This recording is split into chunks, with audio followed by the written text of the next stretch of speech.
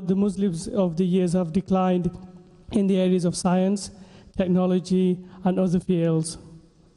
Now, why have we declined recently, and why are the Muslim nations bowing to Western countries for technological help and other help?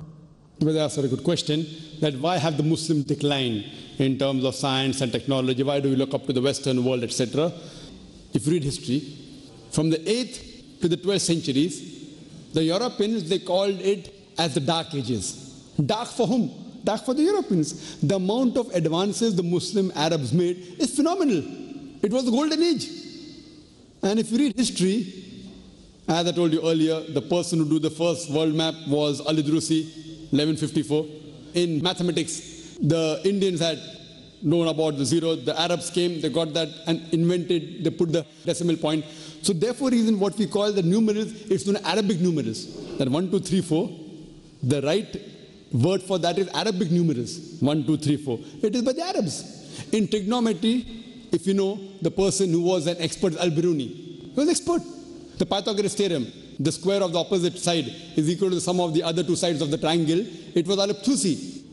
So when we read history, Muslims on top of the world. The father of chemistry, who is he? You know, we read in the book, Geber. It is Jabir ibn Hayyan. They want to westernize the name, Geber. Sounds like a westerner. It is Jabir ibn Hayyan. Geber. We read in school, the person who discovered the blood circulation, William Harvey. And 400 years before William Harvey, it was Ibn Nafis. Ibn Nafis was the first person who described the blood circulation. But in the books we read about William Harvey, no one knows about Ibn Nafis. In medicine, Razi, Muhammad, Shakir, they were experts.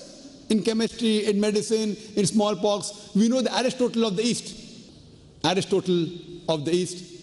Avicenna, Ali ibn Sina, in Avicenna. We think it's the Westerner, Avicenna. It is Ali ibn Sina.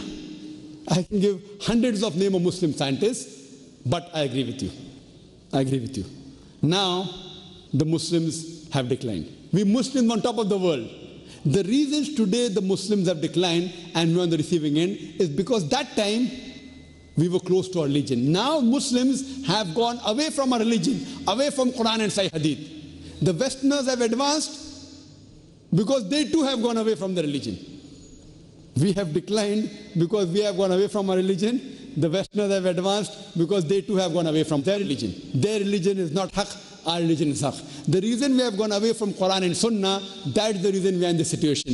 If we go back to Quran and the Sahih Hadith and implement the guidance given by Allah and His Rasul, inshallah, once again we'll be on top of the world. I hope that answers the question.